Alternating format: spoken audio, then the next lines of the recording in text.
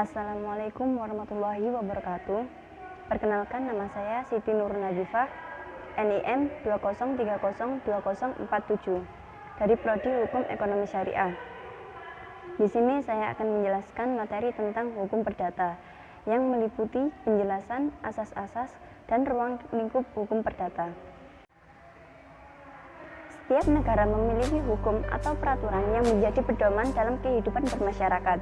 Tanpa adanya hukum, suatu negara tidak akan bisa berjalan dengan baik. Pasti akan banyak kita temui pelanggaran-pelanggaran serta penyimpangan-penyimpangan yang dapat merugikan negara itu sendiri. Di Indonesia khususnya berlaku dua hukum yang menjadi ketetapan untuk mengatur hak dan kewajiban di tengah-tengah kehidupan bermasyarakat, yakni hukum perdata dan hukum pidana. Namun, sekarang saya akan menjelaskan tentang hukum perdata. Hukum perdata adalah hukum atau ketetapan yang mengatur antara hak dan kewajiban individu dalam masyarakat.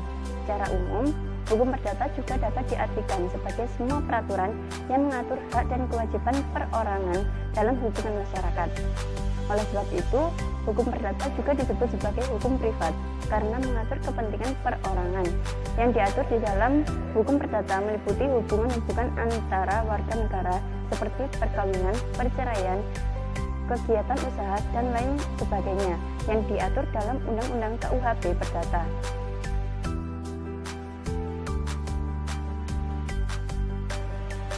Saya akan memberikan berbagai macam asas-asas hukum perdata. 1.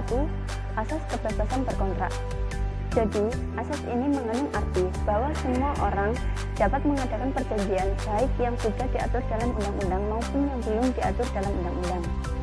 Asas ini terdapat dalam pasal 1338 ayat 1 KUHP Perdata yang menyatakan bahwa semua perjanjian yang dibuat secara sah berlaku sebagai undang-undang untuk membuatnya.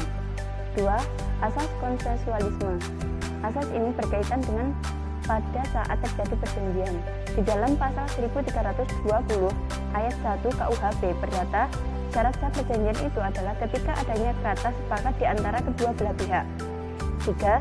Asas kepercayaan. Asas ini mengandung arti bahwa setiap orang atau pihak yang mengadakan perjanjian akan memenuhi masing-masing prestasi di antara kedua pihak. 4. Asas kekuatan mengikat. Jadi, asas ini menyatakan bahwa perjanjian hanya mengikat pihak yang mengikatkan diri dan ikut serta dalam perjanjian tersebut. 5. Asas persamaan hukum. Jadi, asas ini mempunyai maksud bahwa subjek hukum yang membuat perjanjian mempunyai kedudukan, hak, dan kewajiban yang sama di mata hukum. 6. Asas keseimbangan. Jadi, asas ini menginginkan kedua belah pihak memenuhi dan menjalankan perjanjian yang sudah dijanjikan atau disepakati. 7. Asas kepastian. Asas ini ada karena suatu perjanjian yang diatur dalam pasal 1338 ayat 1 dan 2 KUHP Perdata. 8. Asas moral. Jadi, asas ini merupakan asas yang terikat dalam perikatan wajar. Artinya, perilaku seseorang yang sukarela tidak dapat menuntut hak baginya untuk menggugat prestasi dari pihak debitur. 9. Asas perlindungan. Asas ini memberikan perlindungan hukum kepada kreditur dan debitur, namun yang lebih membutuhkan perlindungan adalah debitur karena berada di posisi yang paling rendah. 10. Asas kepatutan. Asas ini berhubungan dengan ketentuan isi perjanjian yang diharuskan oleh kepatutan. 11. Asas kepribadian. Asas ini mewajibkan seseorang dalam pengadaan perjanjian untuk kepentingan diri sendiri. 12. Asas iktikat baik. Jadi, sesuai dengan ketentuan pasal 1338 ayat 3 KUHP Perdata, asas ini berhubungan dengan pelaksanaan perjanjian. Asas ini menyatakan apa yang hendak dilakukan dengan pemenuhan perjanjian dan tidak melanggar kepatutan.